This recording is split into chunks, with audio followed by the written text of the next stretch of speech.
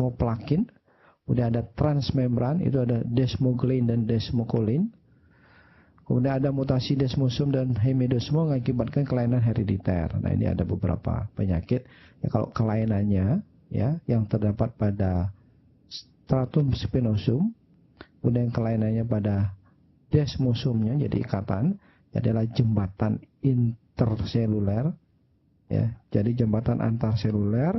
Salah satu yang terkenal itu adalah pemphigus vulgaris, ya, maupun epidermolysis bullosa. Jadi kalau dia mengalami, termasuk autoimun juga.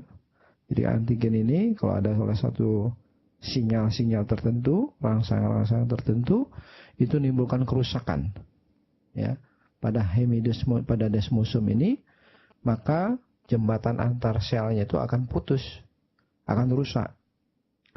Akibat jembatan selnya ini rusak, sehingga ikatan antar selnya itu akan terganggu, sehingga di situ muncul celah. Akibat muncul celah ini, maka cairan-cairan di bawahnya, ya, dari ekstravasasi itu akan mengisi celah itu, sehingga muncul bula. Ya, masih ingat terbayang bula? Bula jadi suatu wujud kelainan kulit efloresensi, di mana lapisan ada gelembung-gelembung air di permukaan kulit. Jadi kayak luka bakar itu ada gelembung, itu disebut dengan bula. Nah, itu salah satu penyakit adalah pemphigus itu kelainannya pada desmosum itu, pada stratum spinosum. Ya. Jadi kalau ini kan tidak mendapatkan steroid, salah satunya terapinya ya, adalah steroid. Jadi kalau steroidnya turun, ya, diturunkan, misal terapinya, dia akan muncul lagi. Jadi antigennya terdapat pada stratum spinosum. Nah, epidermolysis bullosa juga gitu, ya. Salah satunya. Jadi salah satu tipe dari epidermolysis bullosa itu, jadi kalau karena trauma, ya, trauma mengalami kerusakan di sini, maka lepasnya jembatan antar sel. Akibat lepasnya atau rusaknya jembatan antar sel, dia akan menimbulkan celah juga, akan timbul bula, ya. Sehingga namanya epidermolysis bullosa, lisis pada stratum spinosum itu yang menimbulkan bula, epidermolysis bullosa.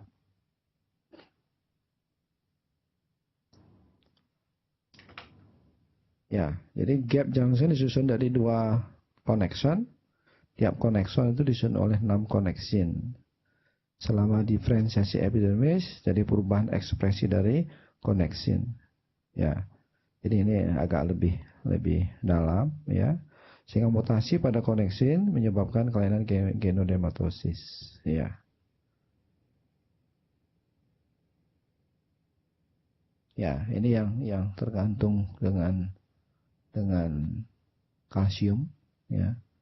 Jadi pembentukan struktur interseluler, kemudian komponen yang dependen terhadap kalsium, adalah penyusunan desmosum dan fungsinya, atau penyusunan gap junction dan fungsinya. Kemudian prosesnya ekspresi protein. Jadi pada proses diferensiasi itu terjadi proses yang agak rumit, agak kompleks, ya. Ya, jadi mulai perbentukan struktur interseluler, ada ekspresi protein, kemudian pelepasan isi dari granul kreatohialin, kemudian beberapa fungsi enzim, ya. Nah, komponen-komponen itu yang tergantung dengan kalsium, ya, depending terhadap kalsium.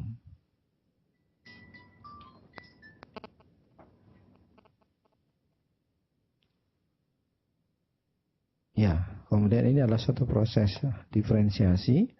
Bagaimana proses diferensiasi itu dilihat lebih dalam, ya. Jadi apa-apa saja yang terjadi pada proses diferensiasi tersebut. Jadi pembentukan pembungkus sel, kemudian involucrin, jadi protein yang kaya dengan glutamin, kemudian terlokalisir di membran sitoplasma. Kemudian ada transglutamin, ya, terekspresi yang kemudian mengkatalisis ikatan lorikrin, mikrofilamen keratin, kemudian juga involucrin. Ya. Membentuk komponen protein pada pembungkus sel tanduk pada bagian dalam dari membran plasma. Jadi mulai terbentuknya keratin. Lorigerin komponen protein utama pembentuk pembungkus sel tanduk. Jadi mulai terbentuknya keratin itu dari sini. Ya. Kemudian naik ke atasnya lagi adalah lapisan sel granula, granular layer, stratum granulosum. Ya. Granular keratohyalin mengandung profilagrin, yaitu suatu protein prekursor pengikat kalsium. Nah, profilagrin akan membelah menjadi filagrin melalui proses yang tergantung dengan kalsium. Granular lamellaire ini, ya, granular pelapis membran yang mengandung lipid sebagai barrier permeabilitas dan enzim lisosum. Kemudian granular lamellaire menuju permukaan keratinosit, membentuk lembaran antara keratinosit sebagai bagian dari lapisan tanduk. Jadi itu granular lamellar namanya. Sehingga dia akan melekatkan antara keratinosit dengan keratinosit. Jadi kalau ada kelainan-kelainan di sini, ya, itu selnya melekat. Misalnya pada ichthyosis, ya, ichthyosis. Jadi kayak orang kulit bersisik gitu. Jadi kulitnya tebal itu karena dia ikatan granularnya begitu kuat, ya, sehingga pelepasan, jadi pelepasan dari stratum corneumnya itu begitu tidak mudah melepas, sehingga menjadi tebal dan menumpuk. Ya, itu kita lihat pada ichthyosis vulgaris maupun ichthyosis lamellaire. Ya, maka disebut dengan ichthyosis lamellaire. Ini kaitan spinosum dan granulosum.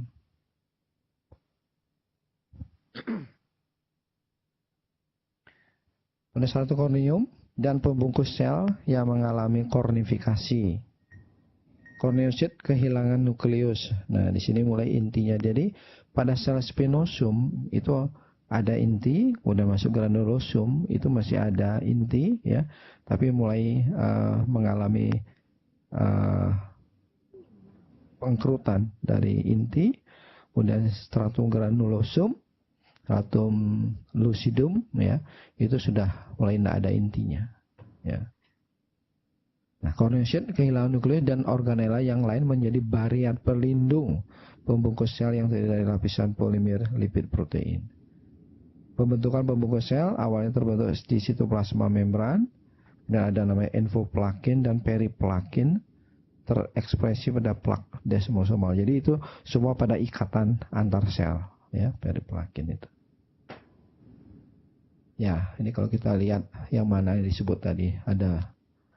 Jadi yang di bawah itu malah merupakan permukaan selnya. Yang di atas itu sitoplasmic surface, jadi di dalam selnya.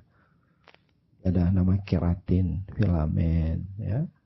Ada infoflakin yang tadi periplakin, involucrin, kemudian ceramid. Ceramid ini yang lapisan melapisi sel yang digunakan kemudian untuk pada kosmetik itu, ceramid yang bersifat alami yang melapisi kulit sehingga diharapkan mampu memberikan barrier pada kulit atau salah satunya menghambat penguapan jadi transepidermal water loss, ya, ceramid, sehingga memberikan penampilan kulit yang lebih lembab, ya, tidak kering.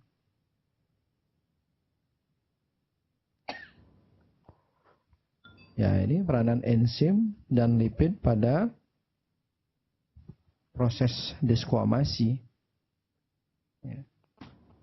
Jadi ini pada stratum granulosum mau menaik ke atas.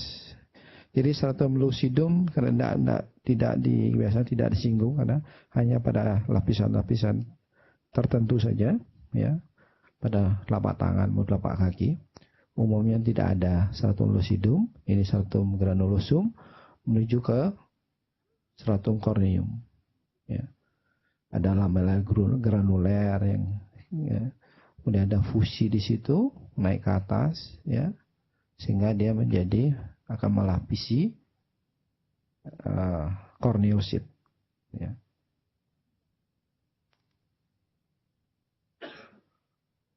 Ini kaitan stratum granulosa dan stratum corneum. Ya. Jadi itu yang kayak gunung, itu adalah keratinnya. Ya. Jadi di sini sudah tidak ada inti. Tapi kalau pada psoriasis itu karena turnovernya begitu cepat, sehingga pada stratum corneum masih kita bisa lihat adanya inti sel. Masih ada kita lihat adanya inti sel di situ, sehingga disebut dengan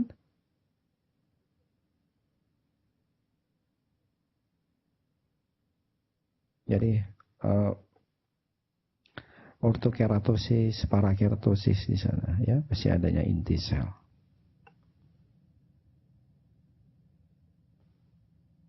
Nah ini kemudian sampai di dalam stratum corneum, kemudian terjadi pengelupasan, ya, corneosit.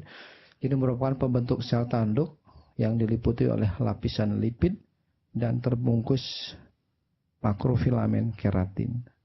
Ya. Sel squamous yang mati digantikan oleh keratinosit lain yang bermigrasi dari lapisan sel basal. Ya. Jadi tadi sudah kita jelaskan tadi dari sel basal, stem sel basal, kemudian naik ke atas, stratum spinosum, terus sampai ke stratum corneum, kemudian terbentuknya keratin di sana.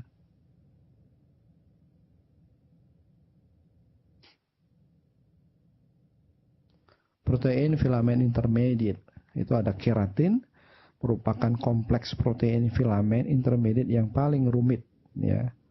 Jadi macam-macam keratin, banyak sekali macamnya. Kemudian ada filamen keratin merupakan suatu heterodimer obligat yang disusun oleh keratin tipe 1 dan 2. Kemudian struktur keratin merupakan suatu struktur dasar homolog yang berprotein filamen intermediate. Struktur keratin dan urutan keratin penting untuk penyusunan dan stabilitas keratin. Bila terjadi mutasi yang menyebabkan pemendekan domain batang keratin, akan mencegah terbentuknya filamen dan mengacaukan jaringan filamen yang telah terbentuk. Ya, ini juga pada epidermolysis bullosa yang simplex. Pada penyakit epidermolysis bullosa simplex itu bisa tumbuh sampai dewasa. Ya, walaupun terjadi goresan itu akan menimbulkan bula, tapi penderitanya masih bertahan. Ya. Dibandingkan dengan tipe-tipe epidermolysis yang lain. Ya.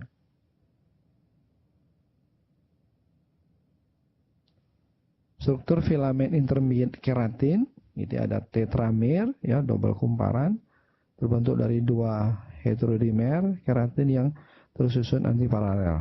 Ya. Dan ada tetramer dirangkai end to end menjadi protofilamen. Kemudian 2 protofilamen membentuk protofibril. 4 protofibril tergabung menjadi filamen intermediate. Jadi menjelaskan tentang apa maksud dengan filamen intermediate tadi yang di depan itu, yang terdiri dari apa saja, ya, protein filamen intermediate ini. Ya, ini menjelaskan itu. Jadi ada tetramer, kemudian dirangkai menjadi end to end, menjadi protofilamen, kemudian protofilamen bentuk protofibril. Nah, protofibril ini kalau bergabung menjadi filamen intermediate. Ya, ini beberapa penyebab dari desquamasi. Ya.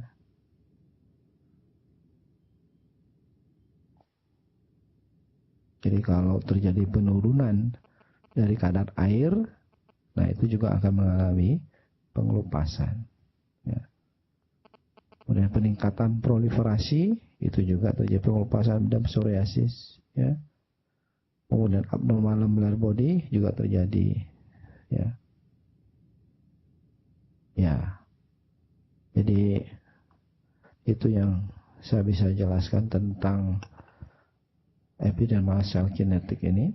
Ya. Mungkin ada pertanyaan, silakan. Jadi di sini yang dapat kita ambil, jadi bagaimana pertumbuhan dari sel, ya, pada sel epidermis tersebut, kemudian bagaimana diferensiasinya dari sel basal sampai ke atas, kemudian komponen-komponen apa saja yang terjadi pada proses tersebut. Ya. Sehingga dengan ini nanti dipahami kapan kita melakukan misalnya suatu mikrodermabrasi, ya, kemudian tampak penebalan pada kulit penderita, kenapa dia menebal, kemudian kita lakukan abrasi, jadi mengangkat sel-sel kulit atau di peeling, ya, baik melalui chemical peeling maupun pakai physical peeling, sehingga diharapkan lapisan stratum corneumnya akan lebih normal, jadi tidak menumpuk di sana, ya. Karena kalau menumpuk terjadi kekakuan pada kulit, jadi kelenturan itu walaupun tidak semata karena itu, ya, bisa juga jaringan-jaringan di bawahnya. Tapi kalau kita di sini kesempatan ini kita membahas hanya pada epidermis, ya, sehingga stratum corneum yang menumpuk, yang menebal, itu pun juga akan menimbulkan kekakuan pada kulit, ya.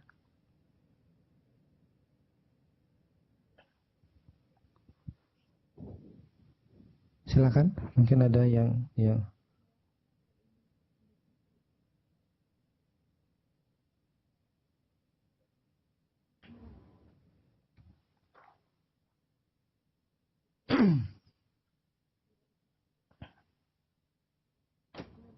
ngantuk ya? Dok, kalau melakukan mikrodermabrasi berapa lama sekali? Jadi kalau kita melihat,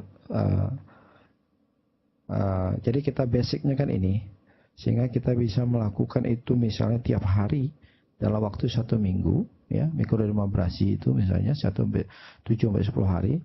Nah setelah itu kita akan ulang mungkin 1 bulan sampai 1,5 bulan lagi. Tapi bisa juga dengan melakukan mikrodermabrasi 1 minggu 1 kali, ya. Itu bisa dilakukan, ya. Dengan dilakukan misalnya tiap hari, itu kemudian pertumbuhan selnya kalau kita lihat itu kan 1 bulan. Sehingga diharapkan dalam waktu 1 bulan itu terjadi regulasi sel, regulasi dari pertumbuhan sel, sehingga dia tidak akan terjadi penipisan dari kulit. Karena ini sering sekali ditanya, kalau dia mikrodermabrasi terus kan lama-lama kulitnya tipis, ya. Kalau kita terus menerus dalam waktu 1 bulan 2 bulan dikikis, ya lama-lama habis kulitnya. Tapi kalau kita berikan suatu fase jeda di sana, maka sel itu akan tumbuh, akan mengalami regulasi dia. Tidak akan terjadi penipisan pada lapisan epidermis. Tapi kalau pengelupasan itu terus menerus tanpa diberikan kesempatan pada sel basal, ya, itu tumbuh sesuai dengan alamiah, yang secara alamiah itu 21 hari sampai 28 hari, maka itu terjadi penipisan, itu, ya. Dok, gimana kombinasi dengan chemical peeling? Cara pemberiannya sebaiknya seperti apa? Tujuannya dulu. Kalau tujuannya hal yang sama, kenapa kita harus melakukan yang sama? Salah satu bisa dipakai, ya. Salah satu kita pakai. Itu kan ada chemical, ada kita pakai mekanik, ya. Kalau dermabrasi, mikrodermabrasi kan mekanik, jadi physical, ya. Sedangkan obat-obat kimia itu kan kimia. Tujuannya kan peeling. Ya kita bisa salah satu kita pakai. Kalau mau kombinasi, yang selang-seling kita pakai. Di selang-selingi bisa, ya. Kalau dermabrasi kita masih bisa atur, ya, berapa yang mana kita bisa lakukan. Jadi ada keuntungan dan kerugiannya. Sedangkan kalau chemical peeling kita bisa atur juga kedalamannya. Hanya karena dia cairan, kita nggak akan bisa ngatur. Pada daerah-daerah tertentu, kalau cekungannya banyak, itu dia akan lebih menetap di sana. Kemungkinan terjadi hiperpigmentasi pada kulitnya jauh lebih besar. Sedangkan kalau mikrodermabrasi kita bisa ngatur, kita di mana lebih kita tekankan, keraskan, yang mana kita kurangi, ya. Itu ada keuntungannya dan juga, jadi tergantung kita lebih familiar yang mana kita memakai, gitu. Dok, kalau sudah terjadi hiperpigmentasi, apakah dia akan regenerasi kembali? Sekarang kalau hiperpigmentasi itu Karena apa? Karena Gitu. peeling. Ya makanya kalau karena peeling. Jadi kan kita mengerti kenapa peeling itu bisa menimbulkan hiperpigmentasi. Kan itu pertanyaannya kan. Jadi terjadi proses inflamasi. Kemudian ada penumpukan kalau terjadi hemosiderin misalnya di sana. Sehingga atau peningkatan dari produksi dari melanin sehingga menimbulkan penumpukan di sana. Nah, kalau itu terjadi, maka tergantung tipe kulitnya orang, ya. Kalau tipe 4, tipe 5 itu lama sekali hilangnya. Kalau di mau tipe 2, tipe yang putih biasanya akan lebih cepat. Nah, ini perlu kita terapi pasiennya. Apakah kita pakai blushing cream, ya. Kemudian kalau di wajah tentu kita memberikan perlindungan dengan sunblock. Karena dengan inflamasi itu kalau dipaparan dengan sinar matahari justru akan semakin menumpuk. Jadi rangsangan terhadap melanosit untuk membentuk melanin makin besar. Sehingga makin gelap di sana. Jadi dikasih blushing cream.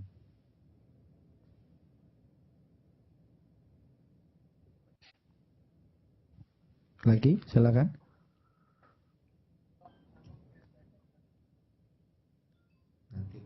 Tambahannya kalau dikasih sunblock itu dengan SPF 30 atau gimana? Ataupun dengan bleachingnya apa saja? Jadi kalau kita pakai sunblock, ya kalau dia memang sekadar sehari-hari kita pakai 15 saja cukup. Tapi kalau dia begitu paparan mataharinya agak kuat, ya kita misalnya bekerja pada daerah pantai atau kita sering sekali di jalan, mungkin kita pakai SPF 30, ya. Itu kan yang sehari-hari kita pakai. Kalau sewaktu-waktu misalnya kita harus paparan yang lama, misalnya sehari 2 hari tapi nggak apa-apa, kita bisa naikkan SPF-nya bisa sampai 60 misalnya kan. Nah kalau blushing cream kan banyak macamnya. Ada hidroquinon kita mau pakai, ada turunan dari hidroquinon pakai arbutin kita pakai, beta-kojic acid, kemudian bisa pakai vitamin C, ya. Kita pakai antioksidan misalnya. Jadi banyak hal yang kita pilih. Tergantung kita familiar dengan apa, kita punya pengalaman yang mana gitu. Ya. Jadi kita harus melatih ya. Kemudian punya pengalaman yang mana. Kalau dari blushing cream yang paling kuat adalah hidroquinon, masih paling kuat itu hidroquinon ya. Cuma ada efek samping, jadi terlalu kita memikirkan bahwa sebenarnya terapi efek sampingnya apa.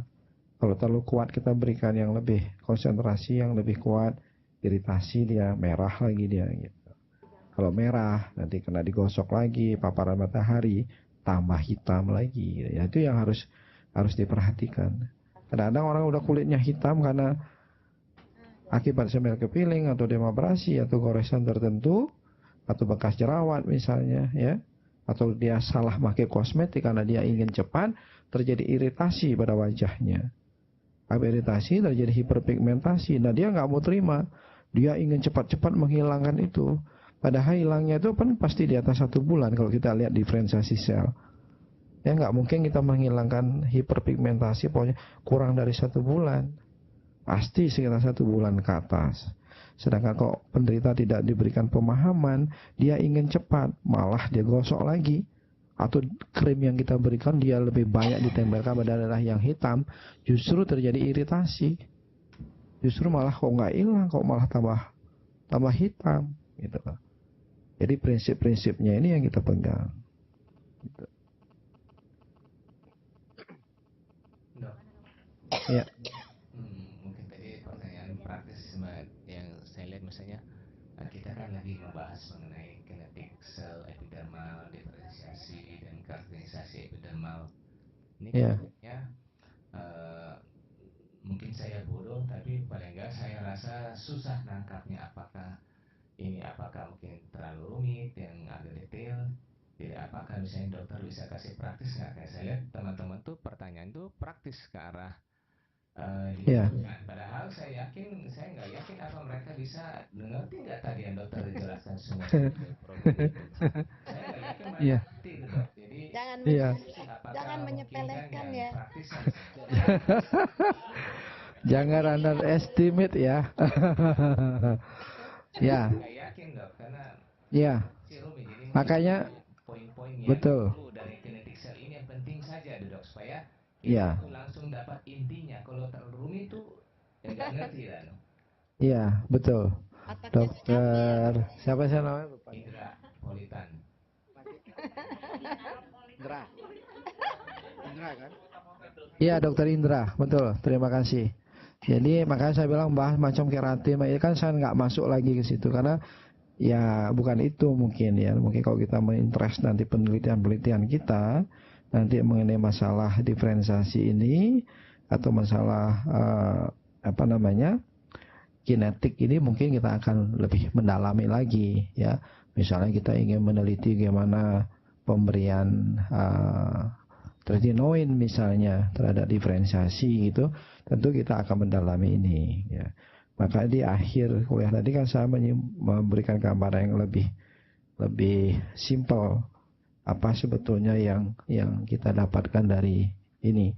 Jadi pada prinsipnya jadi ada stem cell di sana pada lapisan basal, kemudian ada sel basal. Jadi mulainya kan dari sana stem cell, kemudian ada transient cell di sana yang kembarannya ini yang mengalami mitosis di sana. Nah, mitosisnya ini ya mengalami diferensiasi dari sel basal spinosum seperti itu kan diferensiasi mengalami perubahan dari sel basal itu menjadi sel spinosum yang lebih pipih, makin ke atas makin pipih ya. Nah, di dalam perubahan itu ada sebelum perubahan itu di sana ada ikatan-ikatan. Sel basal melekat pada lapisan epidermal junction. Kemudian naik ke atas, sel-sel itu berikatan antara satu sama sel mengalami namanya desmosom ya. Sedangkan sel basal mempunyai hemidesmosom ya. Kemudian dari sana dia berdiferensiasi menjadi sel lapisan spinosum, terus naik ke atas. Nah, dari perubahan-perubahan itu, dari sel basal yang ada intinya, kemudian dari perubahan di dalam inti selnya, di dalam selnya sendiri, kemudian mengalami perubahan di situ membentuk keratin. Nah, keratin itu naik ke atas ya, menjadi sel yang jadi spinosum itu granulosom menjadi stratum keratin, menjadi stratum corneum yang terdiri dari keratin sel yang menanduk ya. Nah, apa yang kita kemudian dapatkan dari sini bahwa perubahan itu adalah selama 1 bulan praktisnya 21 sampai 20 hari. Nah, diferensiasi ini kalau mengalami gangguan ya, pertumbuhannya akan menimbulkan penyakit. Kalau kemudian terjadi kerusakan pada hemidesmosum maupun desmosum, itu akan mengalami itu juga akan menimbulkan penyakit. Gitu. Nah, akibat misalnya menghambat terdiferensiasi sel, itu akan menjadi penipisan. Kalau terjadi percepatan dari pertumbuhan sel, maka kita akan nampak kulit akan menebal dan mengalami pengelupasan. Jadi itu praktisnya yang kita bisa dapatkan. Sehingga kalau kita melakukan suatu intervensi, kita akan, kalau kita gosok, kapan dia akan tumbuh lagi. Gitu. Itu Dokter Indra, mungkin bisa memberikan gambaran mungkin, dikit? Ya, dikit. Mungkin maksudnya gini, Ya. misalnya tadi pertanyaannya kan ke applied ya, udah mengarah mikrodermabrasi misalnya, atau chemical peeling misalnya. Itu kan ada hubungan dengan berapa lama kita melakukan atau frekuensi kita melakukan mikrodermabrasi dihubungkan dengan siklus dari epidermopoiesis. Mungkin arahnya ke sana. Jadi nanti sebenarnya kenapa kita melakukan dermabrasi seminggu sekali atau tiap hari selama seminggu, kemudian ada jeda dan sebagainya, nanti dihubungkan dengan hal seperti itu. Memang pertanyaannya juga mengarah ke arah ini, sehingga dasar-dasar ini perlu juga kita pahami gitu, sel sekilas dari siklus, dari pembelahan sel dari lapisan bawah sampai ke lapisan atas memerlukan waktu berapa hari. Kemudian pada saat play tindakan-tindakan yang kita lakukan sehubungan dengan anti-aging itu nanti mungkin ada hubungan dengan dasar-dasar yang kita pelajari saat ini. Mungkin arahnya pertanyaan ke sana. Itu applied dan dasar yang mungkin menghubungkan begitu Mas Dokter Indra. Terima kasih. Jadi memang dengar ya Dokter Indra. Bisa ditanya yang tadi? Dengar. Jadi memang saya kira kalau yang itu yang lebih tepat gitu karena dia lebih Iya. murah. Jadi kita nggak usah sampai seluruhnya sampai detail yang mungkin Iya. hanya baca mungkin ngantuk langsung kan. Tapi langsung yang ke arah yang Iya. bisa digunakan dan kita mengerti kenapa gitu. Ya. Tapi kalau saya tidak memberikan yang sebenarnya nanti, itu saya yang juga nanti yang salah ya. Ini yang sebenarnya harus Anda tahu, tapi kalau Anda ingin baca, misalnya kita ambil kesimpulan yang lebih, oh ini praktisnya akan begini yang kita tangkap, ya sudah. Tapi kalau nanti yang lebih dalam, itu harus kita baca. Nah itu kan saya harus memberikan itu juga gitu ya. Tapi yang perlu diketahui mungkin aplikasinya, apply-nya nanti. Gitu. Begitu. Ada lagi?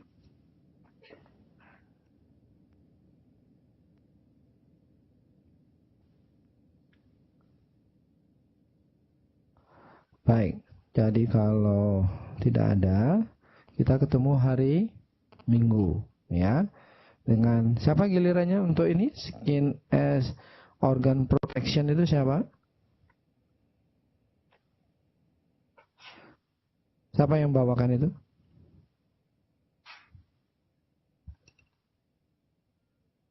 Oh ya. Kapan sih dibagi-baginya? Itu pasti apa namanya? Pemain sinetron itu ya. Iya. Selebritis pasti itu ya.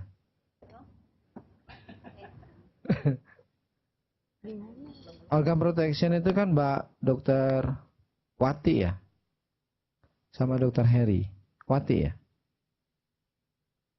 Thermoregulation itu Dokter Sukoyo sama Dokter Wido. Kemudian Biology of Melanocyte itu Dokter Mira, Dokter Feni dan Dokter Ridwan. Hari Minggu, ya. Jadi seperti mungkin Dokter Indra katakan, kalau kita baca nanti itu mungkin agak dalam. Jadi kita Dokter Wati, Dokter Sukoyo bisa mengambil yang lebih apa? Lebih bisa dipahami, lebih bisa diterapkan, itu maksudnya, ya. Jadi jangan sampai mungkin biologi molekulernya gitu mungkin itu sebagai tambahan kita untuk membaca. Tapi nanti di dalam penjelasannya nanti yang kita kira kita bisa terapkan di dalam proses kita memahami aging skin ini, dan nanti bagaimana kita memberikan suatu intervensi terhadap aging skin ini. Itu yang inti dari tujuan dari kita mempelajari ini adalah itu. Satu, kita akan memahami proses skin aging. Kemudian yang kedua, setelah kita memahami basicnya itu, bagaimana kita mengintervensi itu, baik itu mencegah maupun mentreatment itu. Gitu. Ya. Baik. Sekian dulu.